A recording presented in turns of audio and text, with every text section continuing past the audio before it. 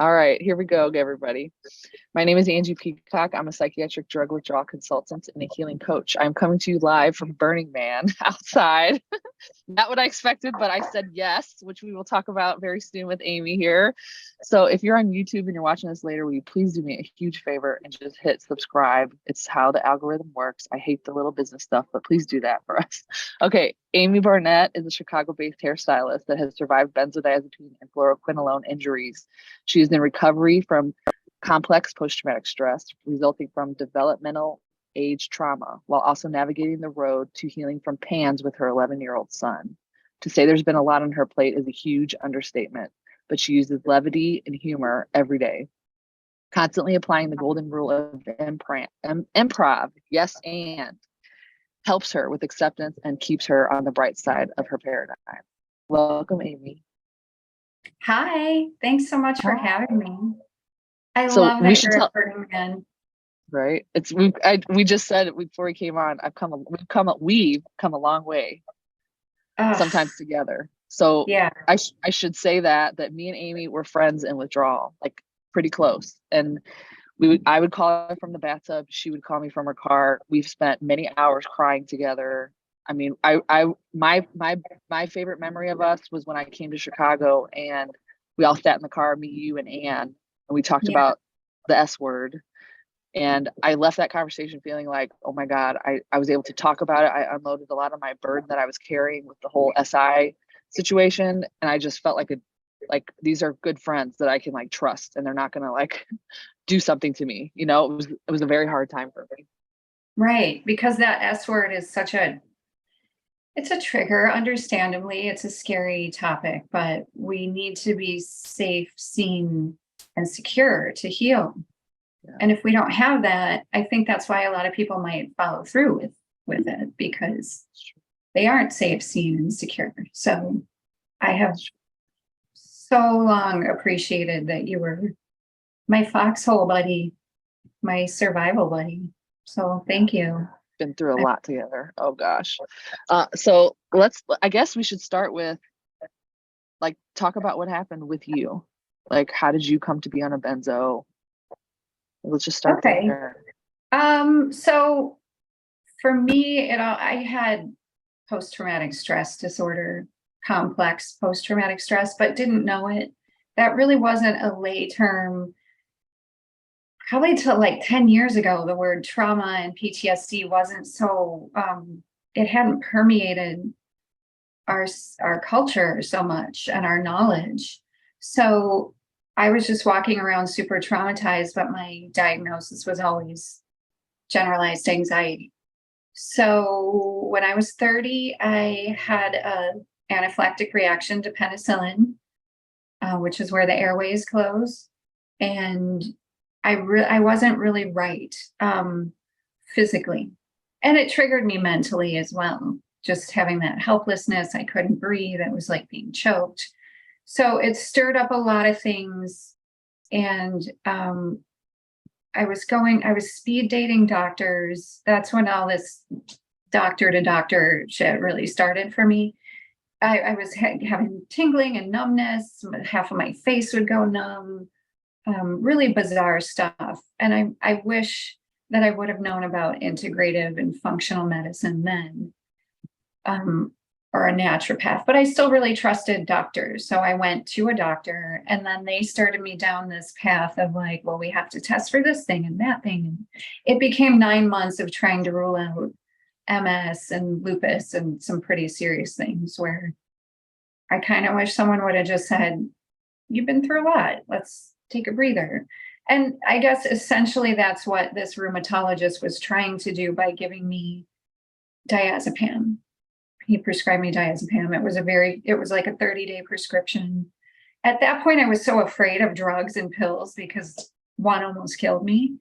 So I started very conservative, and it was really shortly into that prescription. It was about 2 weeks later, I started to have inner dose symptoms. But Wow. everything was always being attributed to this prior, like, you have an autoimmune thing, which it turns out I do have a minor autoimmune thing, and that probably was playing into some of why my body tends to go haywire. And I also just had a compromised nervous system from years of developmental trauma as a child. So that's how it all started. And then it becomes a rabbit hole. The more you seek, the more they will tell you you have. And then I ended up with this label of hypochondriac, but like they were the ones scaring the shit out of me. I was not, I don't Google things. I don't WebMD things. Right. Other than once I hit really serious interdose withdrawal, then luckily I was digging and I did find the Ashton manual, but it became 7 years of being on and off of all different types of benzos. The longest standing prescription I ended up with was Xanax. And now looking back, it's so clear that the more I was on it, the more I needed it. And it was monitored. I mean, my insurance wouldn't even pay for the prescription if you refilled it before 30 days. So there was this whole illusion that like, there's no dependence. You can't be dependent on it. Nobody told me A, B, and C could happen. Nobody told me I would be tossing Satan's salad for 2.5 years trying to get off of it and several more years trying to heal. So that would have been nice to know. I would have been like, no way. No way. So that's the short story. So you did taper? So tell us about like your taper and the healing process. I did end up tapering. It took 9 months to find a doctor who would help taper me. He's right outside of Chicago. So if there's anyone in the Chicago area that needs help tapering, please reach out to me. I can refer you. So I will say flat out ahead of time though, he does have a benzo group, like a support group. He's not great about anything past the 4-week mark. He wasn't supportive with symptoms after that. But that's what we're here for. So he's strictly there to help you taper. So I found him after 9 months of this hell of going on, coming off, trying to taper myself with very little knowledge and just in absolute hell. I was in that absolute hellscape.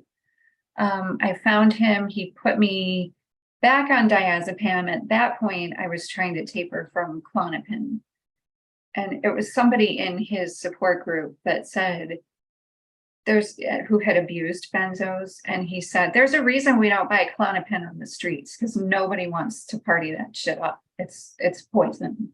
Wow. So I was trying to come off Klonopin. And he put me back on diazepam at a higher dose. And I thought I slowly tapered. It was from 12 milligrams down. Eventually he put me on liquid diazepam to help do a micro taper. And it took me about, I think it was 14 months. Wow. That I tapered. How did you, a question I have a lot is, people are very afraid, like while they're tapering, like, Angie, I'm so scared I'm going to get worse. I'm scared that my brain is just going to shut off. Like I'm going to get worse. How did you cope with those kind of feelings? Like just fear of the unknown while you tapered? Well, a lot of it was not knowing much about the brain and that the brain is wired to heal and that the brain is pretty plastic. I ended up reading a book called The Brain That Changes Itself. Thank you. Yes. Norman Deutsch. Yes. So I read that. Thank you. And that's part of my ongoing residual is word loss and name loss. So I read that book while I was in it. And I was like, all right, there's nothing about benzos in it. It's just about the brain and how the brain can change and heal. And there was so much in there referring to brain injuries that I was like, this is what's happening. And it gave me a lot of hope. And later when I did dynamic neural retraining system, he's a big part of that. I didn't know that going into that. That was a huge part of what pushed me into being functional again and being okay. So it was reading that, it was reaching out to you. It was, there was a bigger group on Facebook that was a benzo support group, but you know how the groups can get really scary and feed the fear. So we broke off into a smaller group. There were like 4 or 5 of us. Jocelyn Pedersen was one of them. She's big in the benzo advocacy. I just went and saw her a week ago. I'm trying to find You the picture. did? I sure did. And Oh, let me see if I can find the photo. Wait, it's really close here because it just happened. I didn't even post it on my Facebook or anything, but I went and saw her and we just had this. Here it is. Oh my God, look at this. I hope she's not mad at me that I show it. isn't she so beautiful? Look She's at her. she's so beautiful in person. I was like, oh my God, you're so beautiful. But we had this lovely conversation. She gave me the most genuine hug. We like held each other and we cried a little bit. It was beautiful. Anyway, Oh, I love those moments. So yeah, that you, makes me wanna Jocelyn, and a couple cry. others. I And know, a it was couple other wonderful. people, and we were in contact all day, every day. And I was just like this whirling dervish. I was telling everybody, I was terrified all the time. And that some of it is the unknown and the terror that we as humans experience with the unknown. And some of it is the chemical hijacking of what happens to the amygdala and the rest of our nervous system when we're tormented by these drugs and we're affected and hurt by these drugs. And there is an unrelenting existential terror that won't, I mean, there were weeks on end where I couldn't find a positive thought. So a lot of it was reaching out. It was reading that book. It was just living second to second. Like, what do I need right now? What do I need to take care of myself right now? So the silver lining to that is I trained myself how to really take excellent care of myself, which I probably lacked before. So Yeah. So this is me and your favorite topic probably, but the healing process. Like I think in the beginning I thought, oh, I just need like 6 months, I'll be fine. I'll just go back to the person I was, maybe I'll do some therapy. I don't know. So let's talk about how messy the healing process is and how it's a very individual and different for everyone, and how we kind of go off path and then we come back on the path, like it's all over the place. Like, what was your healing, like after the acute period, you're off the drug, the terror is starting to die down and you're like, okay, now what? Like, take us there. What immediately came to mind was that scene in Shawshank Redemption where Andy Dufresne is wading through shit. That was what the healing process was like. But I was just hoping that on the other side was Zihuatanejo or wherever he ends up going. It was very much like that, so messy and so terrifying, and just hanging on to little shreds of hope. There was it took a long time before I started to get windows after I jumped off. And Jocelyn and I ended our tapers the same day, Wow. which wasn't on purpose. It just ended up that way. So there was a while, it was many months before I started to have windows. And there was a lot of the S word, a lot of that. I put myself in a psych hospital more than once just to keep me safe because it was so intense. The burning under my skin. And I mean, it was like under my fingernails. The akathisia was horrific, where all I could do, the akathisia and the burning seemed to go together. The sleeplessness, there was a 72-hour period where I didn't even sleep for 1 second. Agoraphobia, I was afraid to leave my house. There were times I felt like I had to just hide in a closet or hide under a table. I had seizures. I had trouble discerning letters from numbers. And as you know, I was on the Lisa Ling special. I'm in it very I briefly, forgot but about that. Yeah, I off, forgot. yeah. Off camera, she was sharing with us that she, she's friends with Chris Cornell's wife. And she had shared that there was a point where he was sitting at the table and he was having trouble with the silverware. And I'm doing this from memory. So I believe it was that he was having trouble discerning like the fork from the spoon from the knife, and he was just holding his head. And I could relate to that so heavily because I would write my address and it was 1100 and Holly was the street. So it was a lot of writing, ones and then the lines for the H and the lines for the L. And I would get so confused, and it was like my brain couldn't tell letters from numbers. And just trying to talk myself through those moments of like, I'm screwed. I'm screwed. I'm never coming back from this. Like, how can a brain come back from this? I had this weird, bizarre, like whitewash to my vision a lot.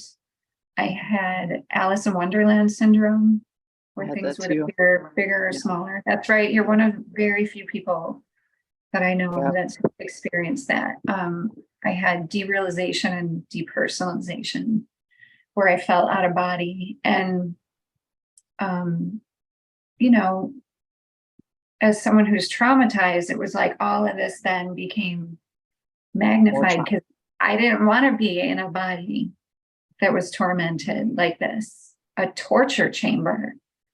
And I say it calmly because I don't want to scare the pants off of people, but this is the brief version of it. And that was my daily life on and off for about 5 years, between figuring out what was going on with me, finding the doctor, tapering, and healing. It was about 5 years. Yeah. Luckily I did. I mean, there were windows, and that's what kept me going. So Yeah, and each other. I think this is why I'm such a big fan of healing buddies. I know it sounds cheesy to say it like that, but like, you need people to talk to about this, that understand, that are going through it with you, to hold each other's hands. When you're not having a good day, I am having a better-ish day, so I can help you through it. And then I would say, like, we're not all crazy on the same day. Like thank I have God. to anchor you down some days, and then you anchor me on the other days, and it would be just like you and I would text you and be like, Amy, can you talk for a few, and we'd get on, or, you'd text me from your car, I'm crying in the car, help, like, Right. I'm such a huge fan of, everybody has to grab onto somebody, and Absolutely. find somebody to talk to. You have to. Yeah. You were a huge part of that. You were my foxhole buddy. I have a friend named Andy who we're still in contact. We got each other through a lot of it. I met him in that doctor's group. Jim Thompson. Yeah. And then the group with Jocelyn on Facebook. I just had to keep reaching out. I was trying to also do therapy at that time because the phenomenon, one of the many phenomenon of what happens with a brain injury, is that's where we store so much information. So information is starting to fly out of the files, just trying to reorganize and stay alive and stay afloat. So all of a sudden, I was also in this tidal wave of memories that I hadn't sorted through or dealt with yet. They weren't a surprise to me, but they were coming out in a way like nobody knew how to help. So I was trying hypnosis and EMDR, and trying to deal with all of that was just making it, like, some of the more classic versions of therapy were making me so much worse. That's what I wanted to ask you about, that because I'm kind of like, look, I was trained as a therapist. I did trauma therapy training as a somatic experiencing practitioner. I did Gestalt training. I did like a certificate in internal family systems, all kinds of stuff. And I just find it, for most people, not everyone, like, it's not appropriate to be doing therapy when you're so neuro-emotional and you cannot even regulate yourself. Like, to me, it's like, for instance, because these therapists are not trained in withdrawal. So when you come in the office and you're saying, I'm having traumatic memories, I can't keep a lid on it, they're firing off 1,000 miles an hour, I don't know what to do with this. They're going to say that's PTSD. Here's some EMDR protocol. There's no understanding or what we would call trauma sensitive training about, like, this person has, their chemicals are hijacked. Like, how are they? So even me as a trained therapist, I tried EMDR. I felt like it made me worse. I tried because it's like you cannot calm yourself down. Like, how am I supposed to put this away when you just pulled it out? And now I'm also like neuroemotional at the same time. Like, come on. So what do you think about getting therapy? Now, wait, let me say one more thing before I pass to you. However, a therapist did help me just getting week to week. Like, every Tuesday at 10 a.m., I knew I had an appointment. I knew I could talk about some of my SI feelings without her hospitalizing me.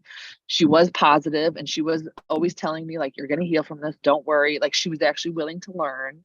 So that part of it was excellent for me. I absolutely needed that.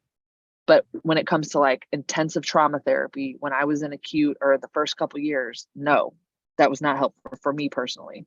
So what do you think about it wasn't helpful for me either, and definitely made me so much worse. And you nailed it. It was, there's so little knowledge about what can happen with benzos and some other psychiatric meds for sure. There was so little knowledge about it. And I actually had a few therapists that were like, you will not get through the rest of your life without medication. Wow. So they were also, just scooping more hopelessness onto this. I mean, I was so frail and fragile. So yeah, I wouldn't go, and I wasn't digging around. It was just, I was just being just firing out. I remember in a landslide. So what ended up helping me was more somatic stuff and body work. Just learning to breathe, learning very, very, very simple, basic. I needed someone that I could just purge to. But when people started doing the like, let's talk about that. How do you feel about that? What I needed was holding. It was a lot of like holding exercises, Peter Levine's holding exercises. Yeah, this is one of them I love. Yeah. Yes. I love that one. Amazing. So anyone who's suffering through that, one, you're going to be okay. Our brains are wired for healing and for wellness and to be of optimum operation. So, and they are plastic. You can come back from this. You will come back from this. So just holding yourself is a weighted blanket, breathing, getting stimuli out of my surroundings, which was hard to do because I have a young child, but just doing my best. I mean, I was just limping through self-care and just learning on the job. But yeah, you're making a good point. It's all the things that are calming to the nervous system, like nothing adrenaline based. Like, don't go running a marathon. It's Tai Chi, yoga, calming, anything soothing, loving, those kind of things. That's what I found that I needed the most. Absolutely. Yeah. And then IFS plays a part too, like developing a part and finding a part and giving it a voice and growing the part that is hopeful, that is like, I don't know how, but I will get to this point. I don't know how. I can't see the path, but I will get there. It reminds me of, it's one of the Raiders of the Lost Ark movies where he has to step off the cliff and the invisible bridge will appear, but he has to first take that leap of faith. Like, I don't know how I'm going to get over this, but I'm going to. Hang on. I mean, that's a good point, because I think many of us, there's so much uncertainty for everyone. It doesn't matter what age you are.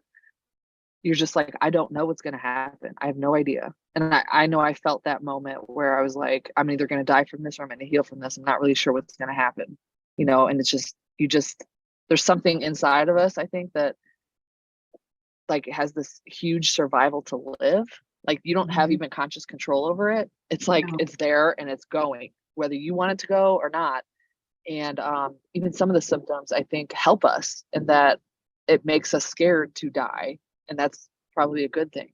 It's torture while you're alive, but you know, there's a reason to live on the other side. Yeah, absolutely. Yeah, that's such a good point. For me, it was just I made a contract with myself that I'm not going to off myself. This is the life I got. I have a young child, and it might be a mess, and I might end up living my life out in some sort of facility, but I absolutely will not end it because I didn't want to traumatize him. I wasn't even hopeful that I would get to the point that I'm at now. I was just not going to traumatize him. And I was like, what if there are past lives? Like, what if I have to come back and do this over again?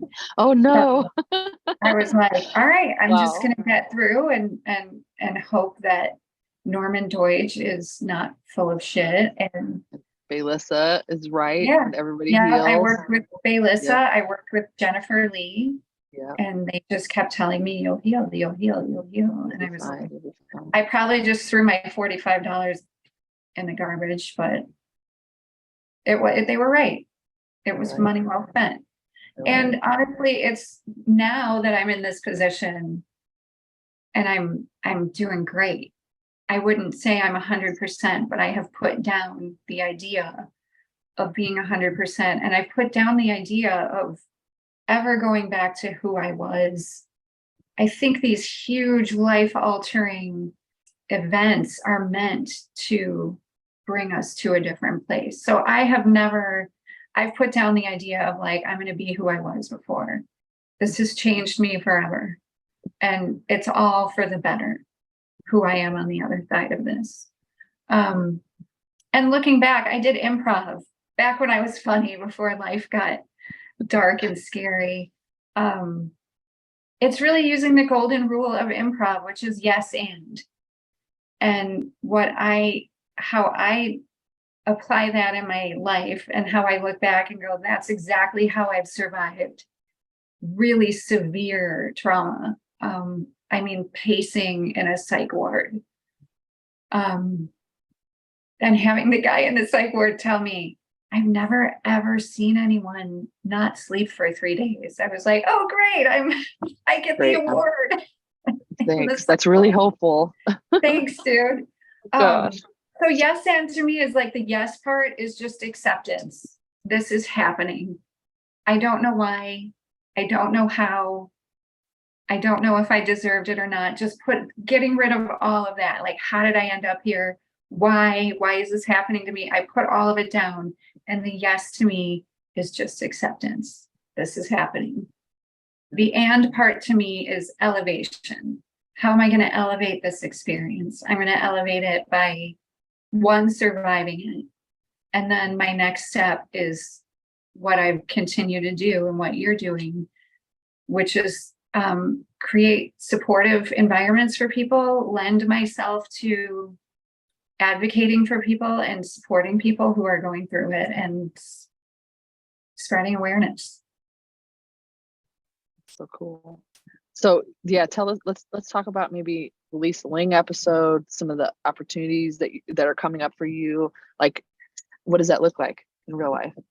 The Lisa Ling episode, it's one of those funny things that just kind of landed in my lap, like what happened with you with medicating normal.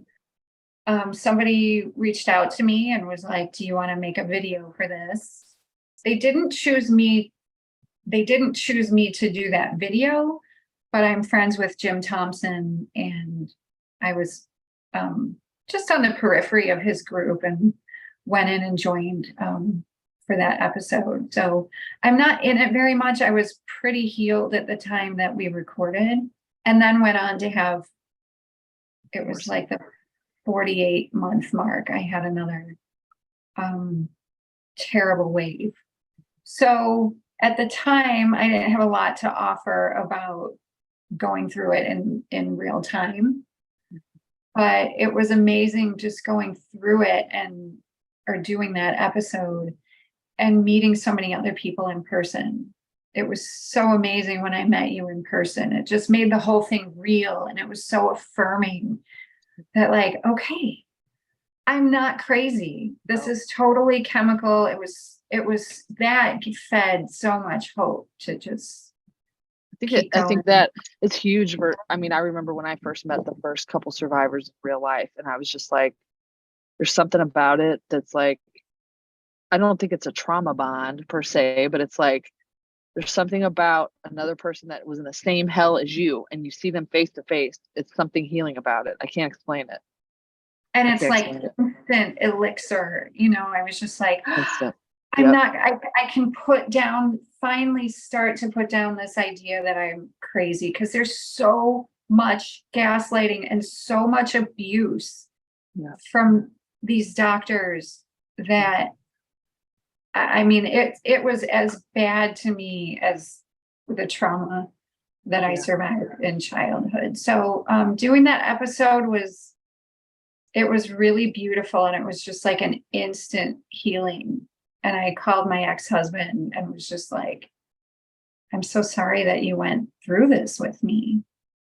It never occurred to me. I mean, I knew it was hard on him.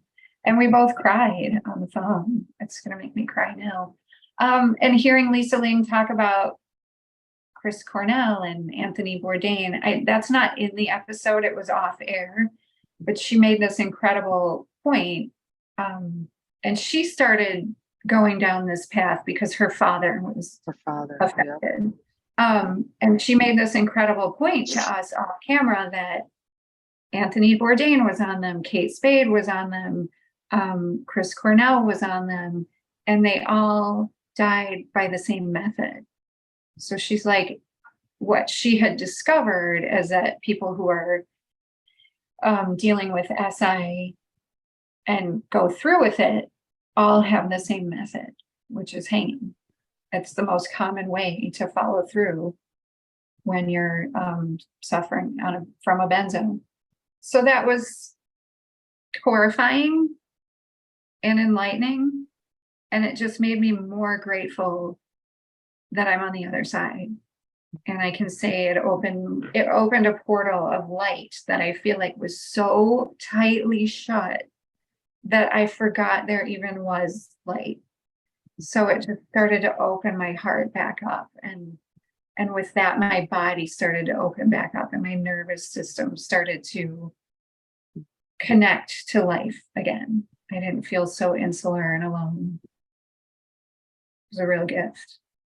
That makes me think about that protracted stage. For me and you, it took us a very long time to even get like some semblance of normalcy. We were functioning, like you and I both, yet, not at the very beginning, but we start functioning, but you're so out of your freaking mind. Like, I don't know how you cut hair like this.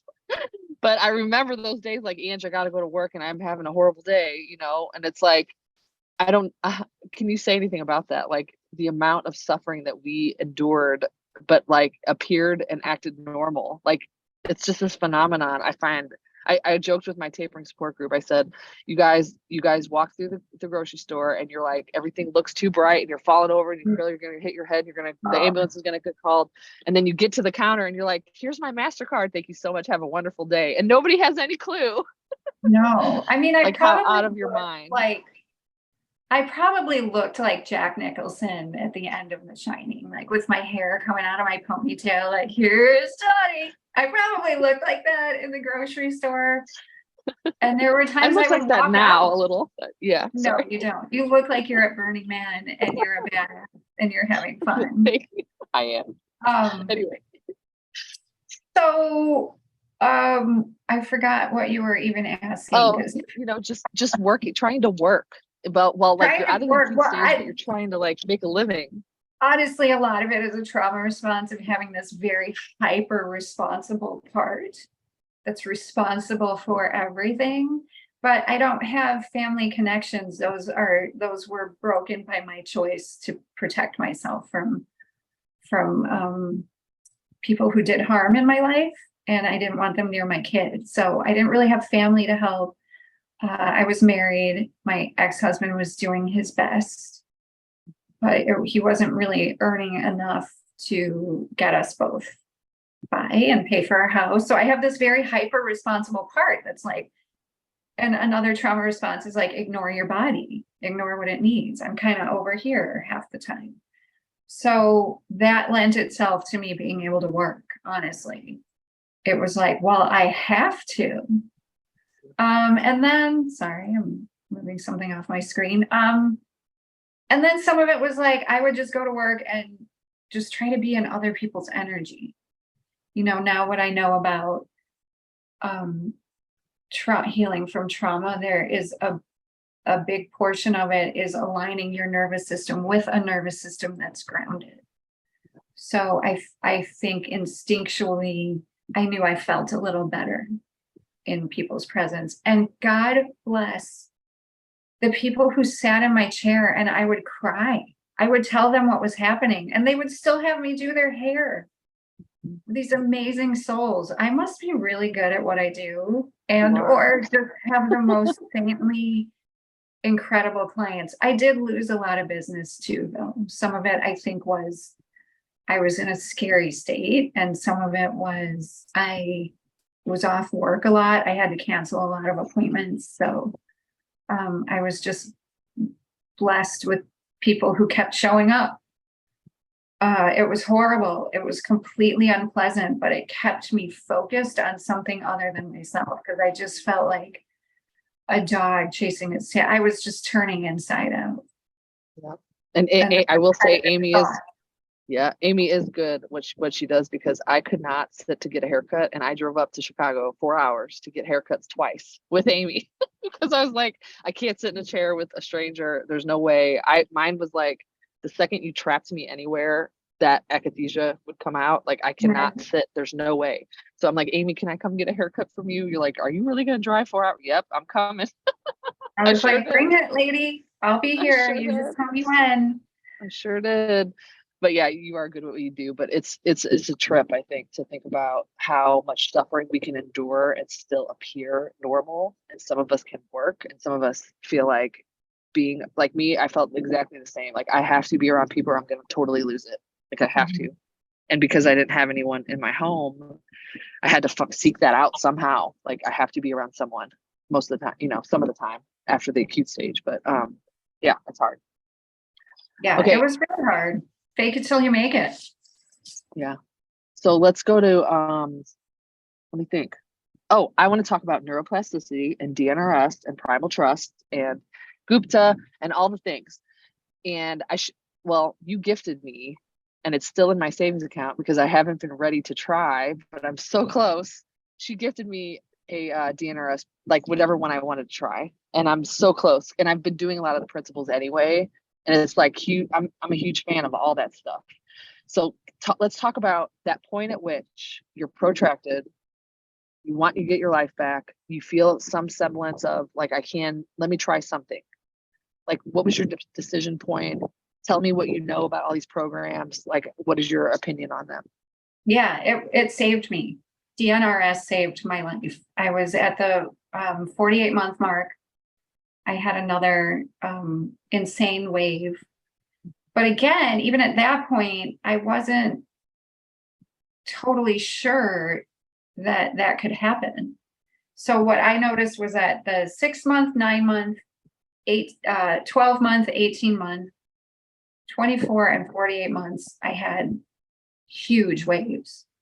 I came back out of them strong and okay. But during it, I was like, there's no way this is what this is. I had also had a horrific upper respiratory infection right around the same time that I was hitting the 4-year mark. And because of my nervous system and some immune system stuff. And now that I'm going through this diagnosis of pandas with my son, I'm realizing I probably had some of that also. So all of that gets flared up every time I would go through anything big physically. So I went through that, and it was just lasting for months and months. And I started having seizures again. And it would have made such a huge difference to me if I had known this is what this is. It's another wave. You're going to be okay. Now I have the tools mentally, but I also know physically what to do for myself when I go through a flare up. So I I was spiraling. I was having SI again because it was so bad. I could barely function. It got to the point where I was so weak, I could barely walk. I was 115 pounds. I could barely eat. I was divorced at that point. I didn't know what I was going to do. I was completely in that terror again. And the shroud of darkness just came over. And I went to treatment. I put myself in a 30-day treatment center for PTSD, thinking it was strictly that. Looking back, it was for sure like an adult PANDAS that's diagnosed now. And it was a 4-year wave all at the same time. So I went to this treatment program, same kind of a thing. They wanted to dig and dig and dig. Angela, I was so bad. I could barely stand up. And it wasn't out of fatigue. It was like my nervous system. I was just shaking. Yeah. Vibrating. And I remember when I got out of it, I remember seeing ads for, do you know who Gary Gulman is? No. He's my favorite stand-up comedian. You have to check him out. Okay, He did a stand-up set called The Great Depression. He struggles with some mental illness stuff, and he is very forthcoming about it. So, and there was a panel that was kind of leading up to, before it was his Great Depression was released. There was a panel with, it was like Judd Apatow, Maria, I can't think of her name. She's so funny. And a couple other people, and Gary Gulman is on it. And they're just speaking very outrightly about like, yeah, I struggle with mental illness, and they're all really funny. And I was like, okay, I'm just going to focus on levity and humor and lightness and trying to get through this. And I struggled for months and months and months on end, even after I got out of treatment, because all it did is activate me more. But I did have Uh-oh. We lost Amy. I hope her battery didn't die. Probably.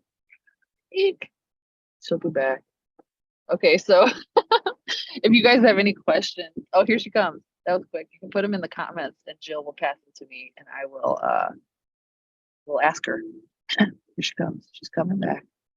I'm so sorry about that. It's okay, but I lost your camera. Oh, let me quit.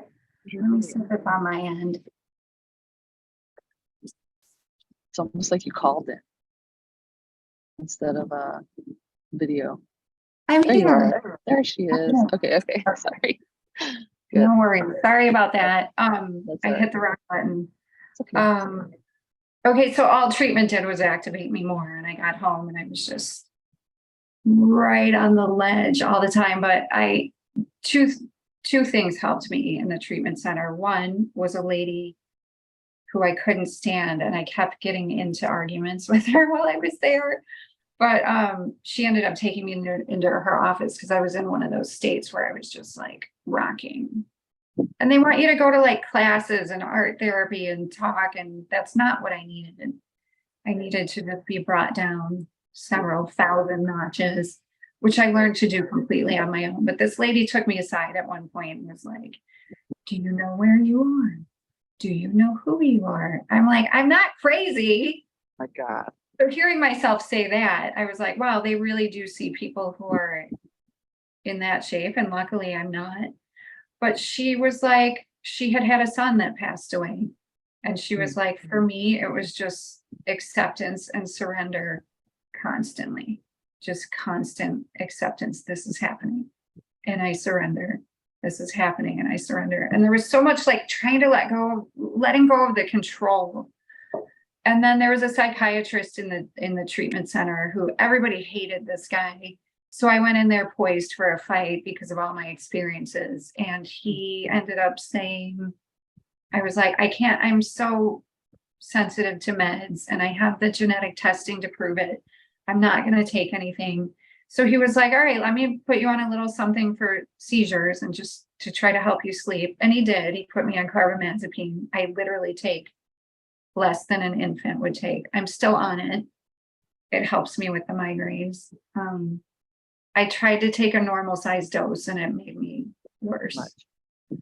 So I tried that and it was liquid. So it was literally like a drop on my tongue. I had to titrate up. But he was amazing in that he was like, well, the brain can heal. Your limbic system is just on fire. And we need to get it to come down a notch. And there's a few ways you can do that. One is breathing and thoughts. It takes longer than medication does, but if you can't take medication, that would be the short route, but you can't take it. So you're clearly smart enough and have the wherewithal to breathe and change your thoughts. So do that. And I was like, whoa. And ultimately he was right. He was the only person in my entire treatment with MDs that mentioned the limbic system. This was that neurologist. This was that neurologist, No, right? this was a psychiatrist. This is psychiatrist. Okay. In the treatment Wow. center. Wow. So he was right. And eventually I came across DNRS, and it was a Neil Nathan podcast, Dr. Neil Nathan, or Nathan Neil. Shit, I don't know. I don't know. It's okay. Some Doesn't matter. combination Go of ahead. those two names. I heard him talk about it, and I got it. I had my therapist check into it for me. And at that point, I found a therapist who did somatic stuff and IFS stuff. And we do everything over Zoom. She doesn't have an office near me. And she was like, you just need to calm down. She looked into the DNRS. She was like, it looks great. I bought it. I tried it. I was literally like, I'll drink horse piss at this point if someone tells me it'll help. So luckily I didn't have to do that. I got the DNRS, I watched it, and Norman Deutsch was part of it. And I knew, I just started crying. I'm like, I'm gonna be okay. Yeah. Oh my God, I'm gonna be okay. And I felt a difference the very first day. And eventually, after doing it like you're supposed to do it, after about 4 months, I was like, I'm better than I was better than I had ever been in my entire life. Right. And I stayed good for a long time. And I did it, they say to do it at least 6 months. I did it for 9. And then I got COVID and I had a major setback.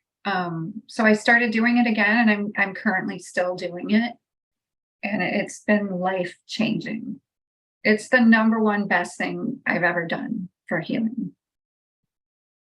So tell me, like, I know you can't say the particulars of the training itself, but like, what does it do? What is it for? This Just for is people that don't know to anything. get the limbic system, which is in fight or flight constantly. It gets the limbic system, it kind of right sizes it. So it gets the limbic system to calm down, stop sending out emergency signals 24/7. And when that happens, obviously there's a chemical change in the body. So a lot of the stress chemicals end up calming down, and then the immune system can kick on. And originally it was meant for people who have things like Lyme disease, chronic inflammatory response, which is, that is the umbrella under which PANS and PANDAS falls, and SIRS was my diagnosis, and PANDAS is Ryan's diagnosis. So, Wait, did you say your diagnosis was SIRS? mhm. Wow, interesting. I want to talk about that too in a second. Go ahead. Yeah, and that's another like mysterious thing that nobody seems to know about.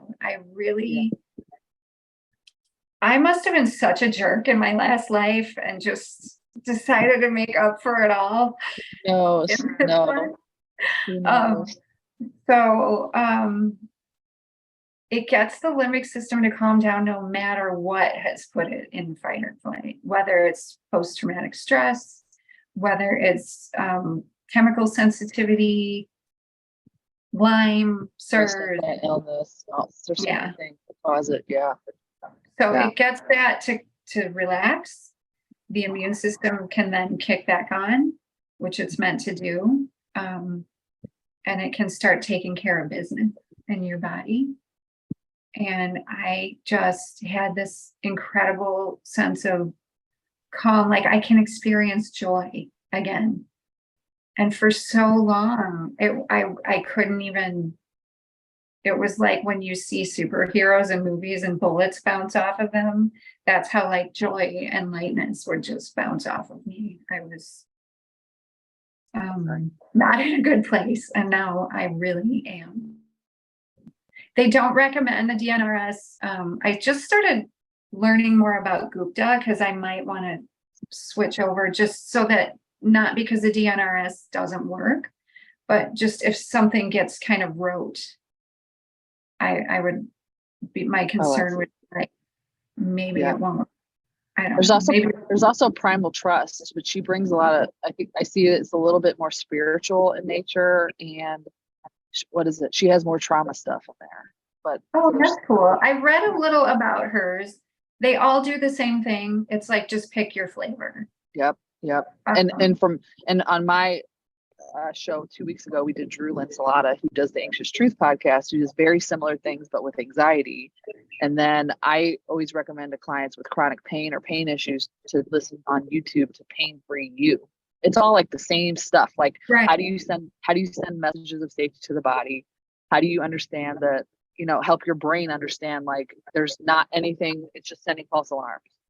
All this stuff is kind of in the same, it's just teaching the brain safety, in one way or another. I think it's, to me, it's been like, I couldn't even get groceries, Amy, without some of these principles. Like, I could not stand in the grocery store. Like, my brain was just like, everything is too, it was almost like, I don't like to use this word lightly, but it was like a mild autism or something. Like, I could not handle anything. So I couldn't handle anything. The lights in the grocery store are horrible. Oh my gosh. Horrible. It can still take me back sometimes. I do a lot of grocery delivery. And even being in the salon, and I'm not in like a crazy huge salon, but like the ancillary conversations and the blow dryers, and it's a very activating situation. And I even work in an eco salon, so it's a lot more conscious of chemicals and what we put out as humans on every level. And we are a green circle salon, so we discard of our waste with a company that will recycle almost everything. So just very conscientious. So even in that conscientious of an environment, it can still be very activating. So I tend not to go in grocery stores a lot. And I like my quiet, but I can go out. Like, I was out till midnight with girlfriends the other night laughing, and I don't drink anymore. I stopped drinking after benzos and never picked it back up. And I couldn't be happier about that. So you get to experience life more. The other day, I had such a beautiful experience here at Burning Man, and I was like, people on TikTok were making fun of me, like, oh, that's the drugs. I was like, no, that's not the drugs. That's me, like, in my body, like, and we could talk about this in a minute, but the suffering that we have gone through, to me, it felt like a pendulum swing in the opposite direction of joy. Yeah. I was just like fully in my body, fully present. Honestly, it was like a spiritual thing, but let me just share the story, whatever. There was like a flash of light on the dance floor. They had these like, what is it called? Those big, like, propane, like fire shot out like a cannon, but it lit up the whole crowd. And I just saw the whole crowd at the split second. And I was like, oh my God, like, they're all so beautiful, and I'm beautiful, and all this love. And it was just like, there's no drugs here. This is life. Yes. I feel so connected to life in a way that I didn't feel that before benzo. So I think of it as being, I was gutted, like this gutted me. And I was able to then go in and retrain my brain in a way that vacancy has now started to be filled with light and love and gratitude and appreciation and all these incredible things. And to me, yes, and is also, it's kind of like an exercise we did in when I was in the nut house, so to speak, where also they had I'm going to deviate for a second.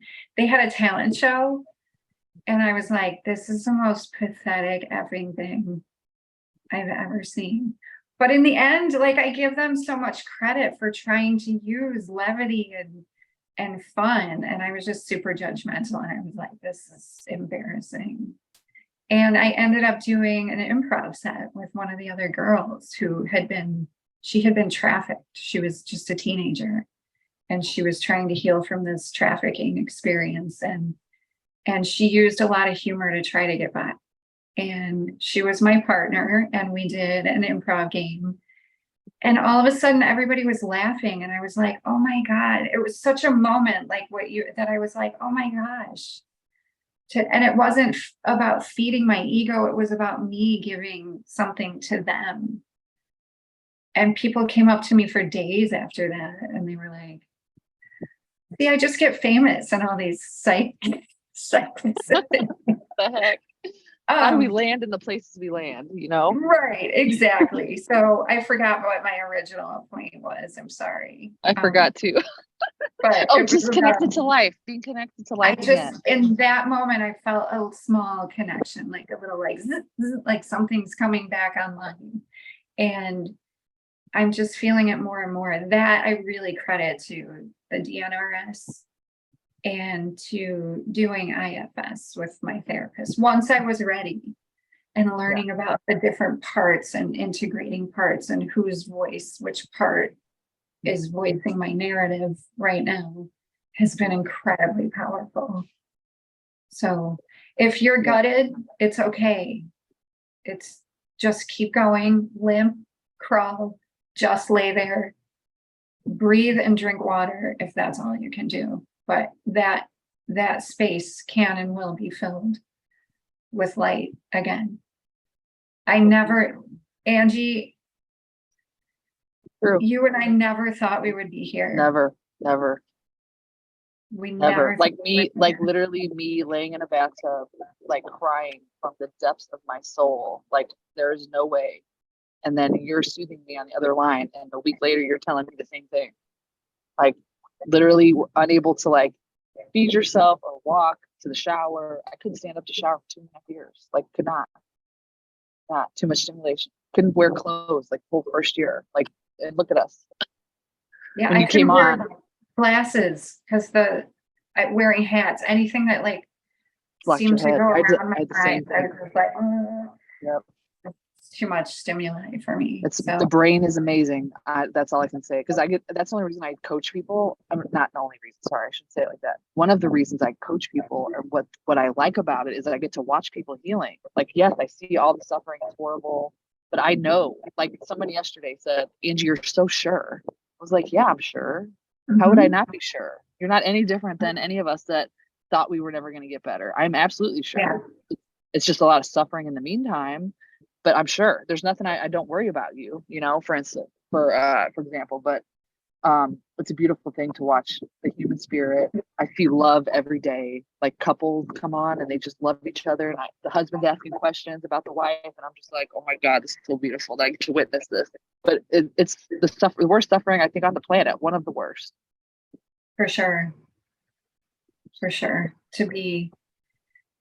To be held captive and tormented is one thing, because there's always the hope of escape. You can, for us, there is no agency. There is no getting away from it.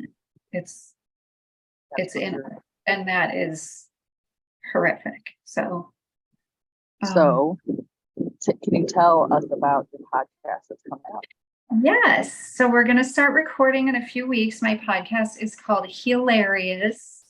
And it's about using the golden rule of improv, yes, and to survive all kinds of trauma. And my particular story is CPTSD.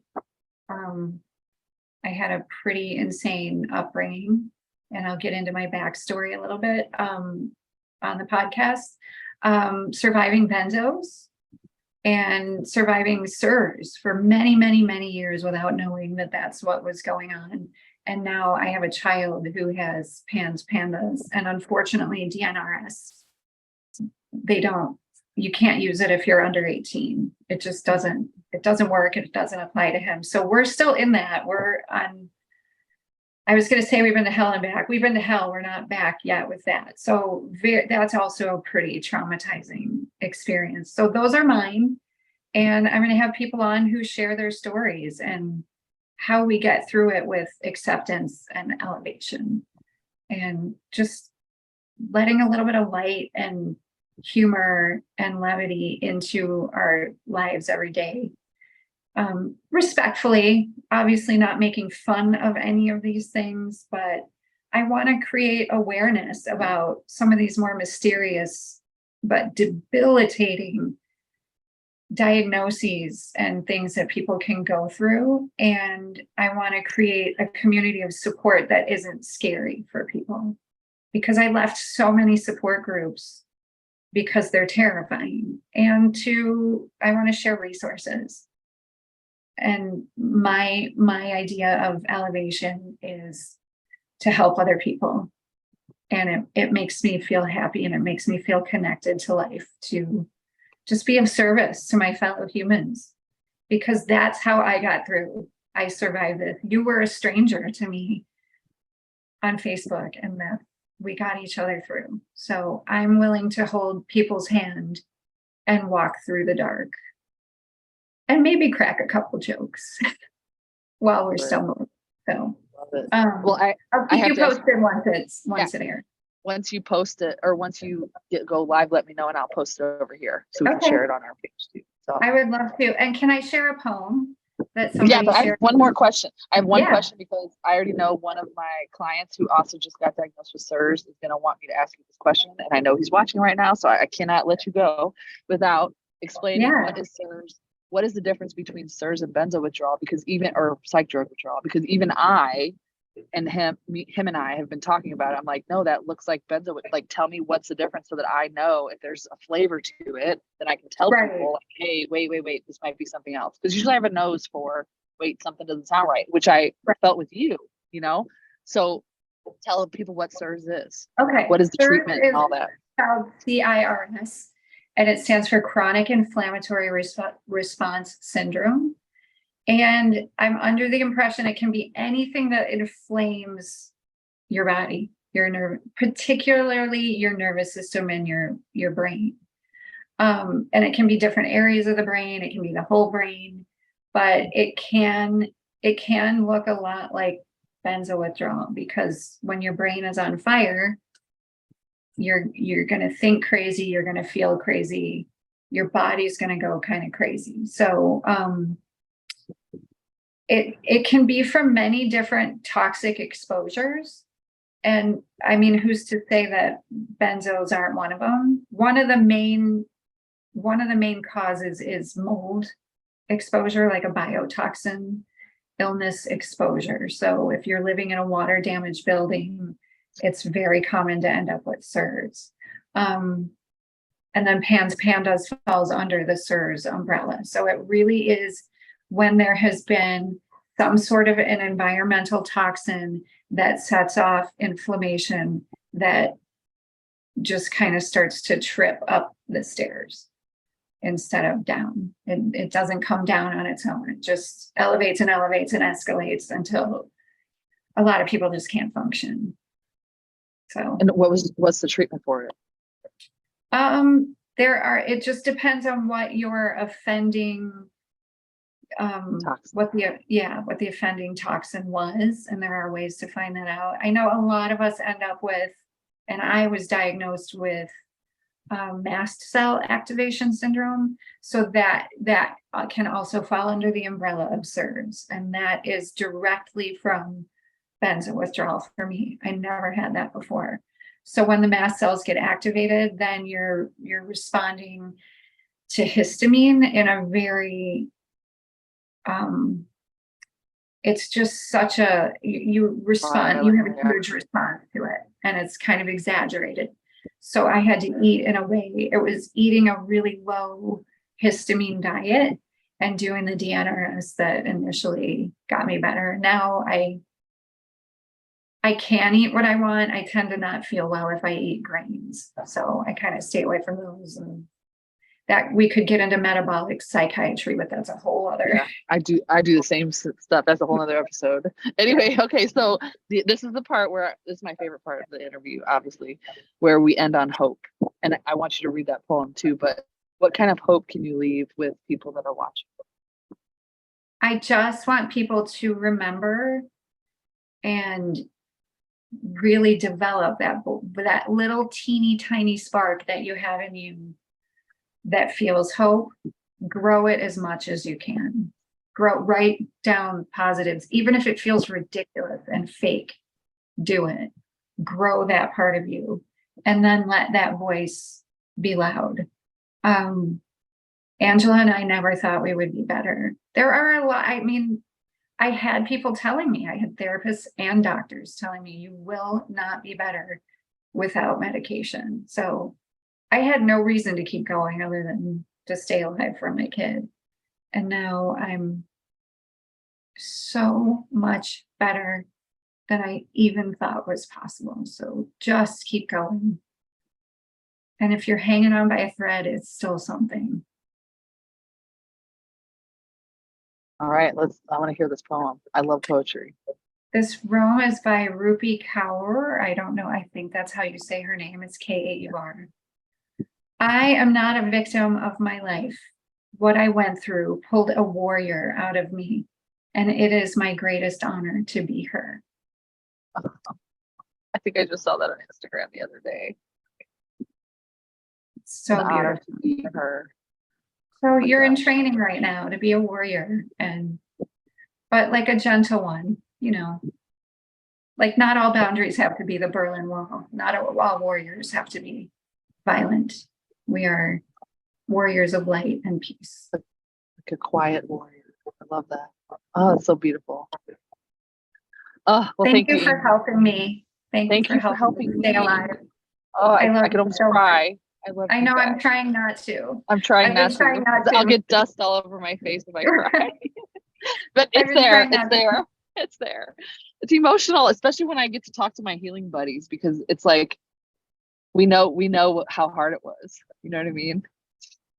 Yeah, I'm just so proud of you, and I'm proud of you. I know how hard you worked for so long, and I need to say it to you because I say it to other people about you, and I just think you're such a badass. And I used to think of like Mr. T as a badass, like back in the 80s. Now my idea of a badass is gentle, soft. My friend got me this little bracelet. It's got little arrows on it. She's a therapist in LA. It says, "Be brave, be strong, be badass." I love it. That's you. I love it. I know. I wear it every day. You are probably the bravest person I've ever met in my life. And thank you. I don't think it's like you are the same. You have to be brave and courageous whether you want to be or not. Like that's just part of this. You know, you can't quit. I don't know. There's something inside you that's going to get you through it no matter what. Yeah. That's what we hang on to. Oh my gosh. Anyway, it is funny how people say, like, it's so brave of you to share your story. And I'm like, it's my duty. Yeah. It's my duty as a fellow human to help anyone who might be going through this. Yeah. I don't feel brave at all. I feel scared, but yeah. Judge me if you will. I'm going to be having a great time. You're authentically you. That's all I could ever ask for. I think that's what it does. I told you this before we came on. Maybe I'll share it with the audience. But yesterday, I had a client, and he's a really cool guy. Let's just say that. And I said to him, all my clients are lovely people. I just love them. They're all open-hearted. They're all lovely. He said, Angie, that's because this suffering has a way of taking all the muck out. Like it reveals love. That's just what we are, you know. But before this, and a lot of people, I ask them, I say, you know, like, why are you coming off psych drugs? What is your why? You have to know that. I need to know that so that when you have hard times that I can pull on that. But what are you doing this for? And most of them say, like, I want to know who I am. I want my life back. I want my health back. I want my mind back. Like, I want to know who it is. Or I'm living unsustainably. Like the way I'm living got me here and it ain't working anymore. And I'm screwed. I don't have a choice, you know? So I do think that while we don't return who we used to be, we become something better and it gets the muck off, like cooks the soup. It's not Yep. fair. It shouldn't happen to any of us, but acceptance and surrender, like it is, we are where we are. What happened? Yeah, you jump and you build your wings on the way down, and then you're like, holy shit, I'm flying. I'm doing it. Feels good. And those moments, I tell you, those moments that we get now, it happens a lot, that I just feel like, not that it was worth it, but like, finally, I got the healing I was seeking all those years. I got it on my own terms. But it yeah. It's Thank you. amazing. It's magic. Thank you so much. All right. Thank you. I love you too. And everybody, thank you so much for watching. If you want to share this episode, that's cool. Amy's probably going to answer in the comments. So if you have a question for her, go ahead and ask away below and she will answer. And as soon as her podcast comes out, yes, hilarious. I will post it for sure. Awesome. All right. Any last words? I'm gonna go try to take a dirty shower in this dust. My last words are dance your ass off. I promise. Every night I'm doing it. It's wonderful. I can handle the music and the noise and the lights and all the people. It doesn't even bother me. It's awesome. And I sleep with house music. I sleep and there's house music all night. Like, anyway, bring it, we've bitches. come a I'll long dance way, in my baby. sleep. Yes, please. All right. Bye, I love everybody. you. Have a good day. Bye. Have fun. I promise. Bye.